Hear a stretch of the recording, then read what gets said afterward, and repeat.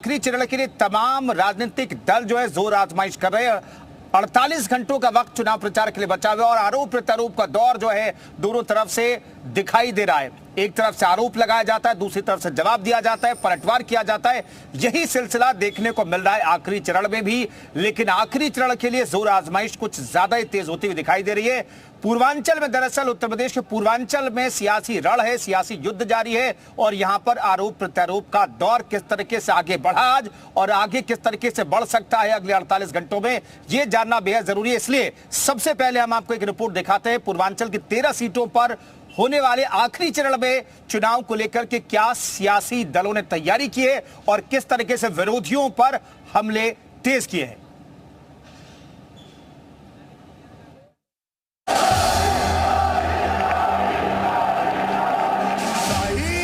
ये 7 लाख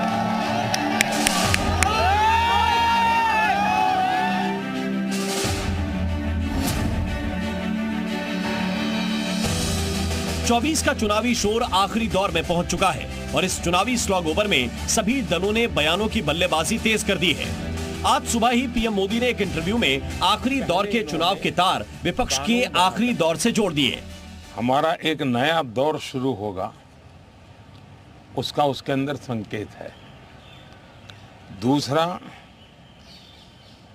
जो लोग बड़े सपने देख करके बड़े वादे कर रहे थे, उनके लिए भी आखिरी दौर है। तो चुनाव का आखिरी दौर ऐसा इतना नहीं, उनकी स्थितियों का भी आखिरी दौर है।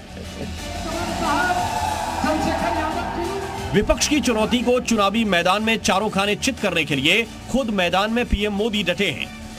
आखिरी दौर में 7 राज्य और 1 केंद्र शासित प्रदेश की 57 सीटों पर मतदान होना है, जिनमें पश्चिम बंगाल, पंजाब और उड़ीसा भी शामिल हैं।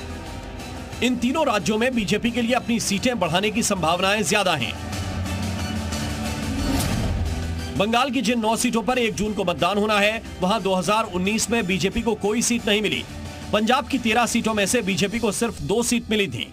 ओडिशा की 6 सीटों में मतदान है, इनमें से बीजेपी के खाते में 2 सीट गई थी। मोदी जी ने इसी नंबर गेम को दुरुस्त करने के लिए बीजेपी आखिरी दौर में पूरा जोर लगा रही है, ताकि जीत का आंकड़ा 2019 के रिकॉर्ड को पार कर जाए। इस बार पूरे हिंदुस्तान में द बेस्ट परफॉर्मिंग स्टेट कोई होगा तो पश्चिम बंगाल होने वाला है। भारतीय जनता पार्टी को सर्वाधिक सफलता पश्चिम बंगाल में मिल रही है और पश्चिम बंगाल का चुनाव एक तरफा है। लेकिन पीएम मोदी के इन दावों को टीएमसी भाव देने के मूड में नहीं है और दीदी ताल ठोक रही हैं कि बीजेपी के साथ बंगाल में फिर खेला होगा। मुद्दा लाख बुरा चाहे तो क्या होता है, वही होता है जो मंदिर खोला होता है। खेला होगा, खेला होगा। बीजेपी हटाओ, बीजेपी हटाओ। बंगाल में भले ही टीएमसी और कांग्रेस के सुर ना मिल रहे हों, लेकिन बीजेपी के खिलाफ दोनों के विरोधी सुर एक जैसे हैं। विधानसभा चुनाव के नतीजों को लोकसभा में दोहराने के लिए प्रियंका गांधी ने हिमाचल में डेरा डाला है और बीजेपी को निशाने पर ले रखा है। देखिए, उन्होंने शुरू किया 400 पार कहना, फिर बंद हो गया, उसके बाद उन्होंने बोला ही नहीं। अब फिर से बोल रहे हैं, अब उनका मन बदलते रहता है। वो क्या किस आधार पर कह रहे हैं मुझे नहीं मालूम। मैं तो इतना जानती हूँ कि जनता थक गई है इनकी राजनीति से। 7वें चरण में बिहार की 8 सीटों पर भी मतदान होना है।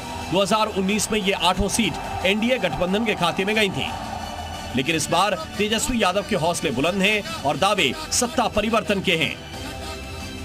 प्रधानमंत्री हार चुके हैं भाई साहब।